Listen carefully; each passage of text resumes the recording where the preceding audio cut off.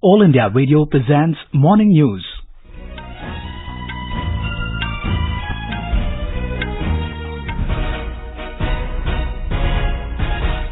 Good morning, I'm Abhishek Kumar. The headlines. Finance Minister Nirmala Sitharaman to present General Budget 2019-20 in Lok Sabha at 11 this morning.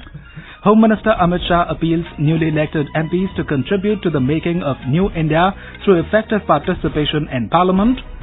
Southwest monsoon further advances into northern and central India. International Court of Justice to deliver verdict in Kulbhushan Jadhav case on 17th of this month. And in the ICC World Cup, West Indies beat Afghanistan by 23 runs. Pakistan to play Bangladesh in their final league match this afternoon.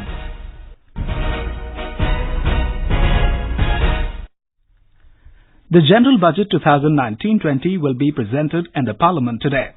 Union Finance Minister Nirmala Sitharaman will present the budget in the Lok Sabha at 11 a.m. This will be the first budget of the Narendra Modi government in the second tenure. It will also be Ms. Sitharaman's maiden budget. The Finance Minister, along with Minister of State Anurag Thakur and officials of the ministry, gave final touches to the General Budget last evening. The annual financial statement of a government, the Union Budget, gives details about the revenue and expenditure of the centre in the past and estimated spending and projections for the coming year. The News Services Division of All India Radio will bring you day-long special programs on the Union Budget. Tune in to our YouTube channel, News on AIR Official, from 10:10 a.m. for the pre-budget discussion, live relay of the Finance Minister's speech, special budget bulletins and post-budget discussions with the eminent experts in our studio. News Services Division of All India Radio will bring you special live day-long programs on the Budget 2019-2020, in-depth analysis of the budget by experts, special budget bulletins and people's reaction on the budget will be the major highlights.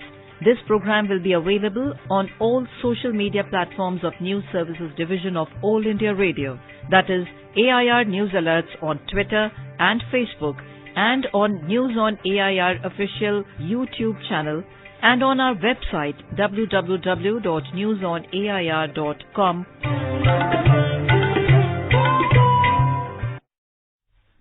Ahead of the budget, the Finance Minister tabled the Economic Survey 2018-19 in both the houses of the Parliament yesterday. The survey projects GDP to grow at 7% in 2019-20. It says the Indian economy is expected to grow at 6.8% in 2018-19 while maintaining macroeconomic stability. Union Home Minister Amit Shah has appealed to the newly elected members of Parliament to overcome their political differences and contribute to the making of New India through their effective participation in discussions in the House. Addressing an orientation program for the newly elected MPs in New Delhi yesterday, Mr. Shah advised them to study Parliament rules, traditions and use all resources available in the Parliament library to become an effective and ideal parliamentarian. He said MPs should only raise issues relevant to Parliament and their speeches must contribute to understanding of the issue. There are three ways to become an ideal MP: effectiveness inside the Parliament, creating an impact in the constituency, and increasing the stature of the Parliament within and outside the country. The by-polls for 2 Rajya Sabha seats in Gujarat will be held at State Assembly Complex in Gandhinagar today. Ruling BJP has fielded External Affairs Minister Dr. S. Jaishankar and senior party worker from North Gujarat Jugalji Thakur as its candidates, while Congress has fielded party leader from South Gujarat Gaurav Pandya and former Minister Chandrika Chudasama. Our correspondent reports that the seats fell vacant following the resignations of Union Ministers Amit Shah and Smriti Irani after their election in the recent Lok Sabha polls. Currently, 4 seats in 182-member assembly are vacant due to resignation of BJP MLAs after their election in Lok Sabha. 3 other MLAs have been disqualified for different reasons. Thus, there are total 175 MLAs as voters for Rajya Sabha by polls. According to sources, the candidate getting 88 first priority votes would win, and this way, in the separate voting for the 2 seats, BJP is all set to win both the seats. Counting of votes will also be taken up today after the end of polling. Yogesh Pandya, AIR News, Ahmedabad. The southwest monsoon has further advanced into the northern and the central parts of the country as light to moderate showers occurred in several states and the national capital yesterday. The Met Department said a bout of light rain broke a 16-day dry spell in Delhi. Officials said neighboring areas of Gurgaon, Faridabad and Noida received good rainfall and conditions are favorable for monsoon to make an onset in the national capital in the next 48 hours. Pre-monsoon showers lashed some parts of Punjab and Haryana. Uttarakhand received heavy showers. The weather department predicts heavy rains in the state till Saturday. In Himachal Pradesh, the maximum temperature across all districts dropped by 5 to 6 notches as several parts were lashed by rain in the last 24 hours. Parts of Maharashtra, Madhya Pradesh and Chhattisgarh also received showers. The Met Office warned of heavy rainfall at a few places with very heavy rainfall at isolated places over West Madhya Pradesh.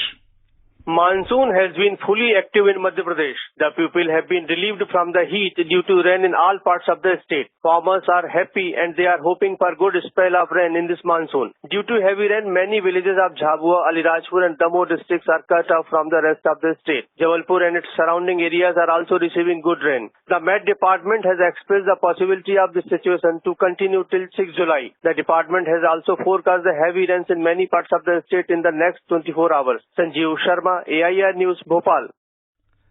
The Met Department also warned of heavy rainfall in parts of Kerala, Karnataka, Goa, Maharashtra, Gujarat, Chhattisgarh and West Uttar Pradesh. In Maharashtra, death toll in the Tiwari Dam breach incident of coastal Ratnagiri district has risen to 18 with the recovery of 3 more bodies. A police official said at least 5 more persons are still missing. Police and the National Disaster Response Force NDRF are conducting search operations. This is All India Radio giving you the news. For quick news updates, follow us on Twitter at AIR News Alerts. The Hague-based International Court of Justice ICJ has said it will deliver on 17th July its verdict in the case relating to Indian national Kulbhushan Jadhav, who is on death row in Pakistan. The ICJ in a statement said a public sitting will take place at 6:30 p.m. Indian Standard Time at the Peace Palace in The Hague. Judge Abdul Qavi Ahmed Yusuf, the president of the court, will read out the verdict. Jadhav, a retired Indian Navy officer, was sentenced to death by a Pakistani military court on charges of espionage and terrorism in April 2017. India approached the ICJ in May 2017 against Pakistan for denying consular access to Jadhav. India had also challenged the trial by the military court of Pakistan against Jadhav. On 18th May 2017, the ICJ had restrained Pakistan from executing Jadhav till adjudication of the case. Jamaican Premier Andrew Michael Holness yesterday spoke to Prime Minister Narendra Modi over phone and congratulated him on his party's historic electoral victory.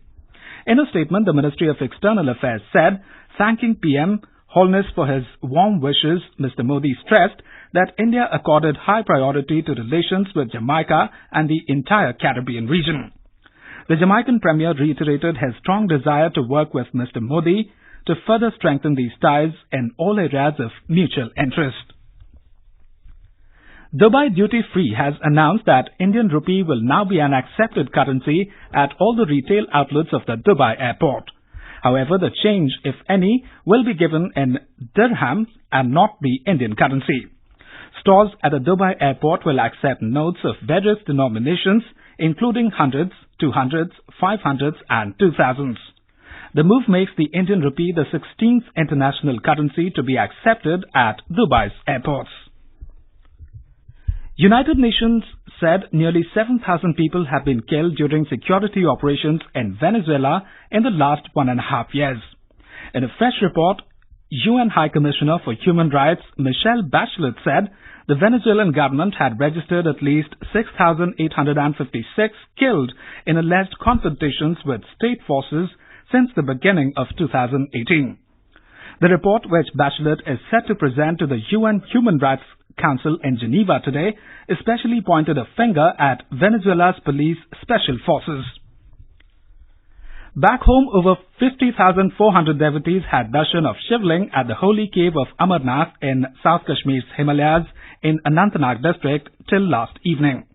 Yesterday, on the fourth day of the ongoing Amarnath Ji Yatra, over 16,700 yatris paid obeisance at the holy cave. In Jammu and Kashmir, a gunfight has raged between terrorists and security forces in Narwani Imam Sahib area of South Kashmir's Shopian district this morning. Sources said more than 2 terrorists are believed to be trapped and the exchange of fire is going on.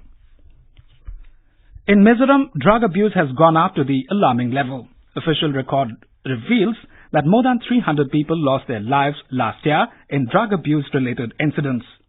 More from our Aizawl correspondent. Many voluntary organizations are keeping strict vigil against drug abuse and trafficking. They are going on a motto, give support, don't punish. Talking to AIR, Young Mizo Association's Vice President Mr. Vanal Mehta said they run a supply reduction service which is done once in 3 months. He said during the operations with the help of Narcotics Department, they seize and burn narcotics drugs following raids of homes or drug dealers and users. The YMA arranges counseling and rehabilitation of the addicted youths. With their support, Vanalwana of Venglui area succeeded to give up the deadly addiction. He said for the last 15 years, he remained free from drugs. Irene, AIR News, Aizawl. And now news from the ICC Cricket World Cup. West Indies beat Afghanistan by 23 runs in the last league match at Leeds last night. Chasing a 312-run target set by West Indies, Afghanistan were all out of the final ball for 288. Today, Pakistan will take on Bangladesh in their final league game at Lord's this afternoon. Pakistan would need a miracle to qualify for the semi-finals. After England's win over New Zealand on Wednesday, Pakistan today need to bat first and defeat Bangladesh by an outlandish margin of 316 runs. However, if Bangladesh bat first, Pakistan are out even before the game begins. Australia, India and England have already booked their places in the semi-finals. Anuja Bhardwajan, Sports Desk.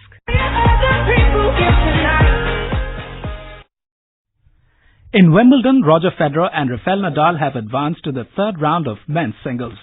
8-time Wimbledon champion Federer defeated British wildcard Jay Clark 6-1, 7-6, 6-2, while 2-time champion Nadal beat Australian Nick Kyrgios 6-3, 3-6, 7-6, 7-6. World number 1 Novak Djokovic and Kevin Anderson also advanced to the third round. In women's singles, Coco Gauff's journey continues with a second-round victory over Magdalena Rybarikova. And now for an overview of today's newspapers, it's over to Anuja Kumar. Thank you, Abhishek. Pre-budget speculations made in the Economic Survey 2019 features as the top headline across national dailies today.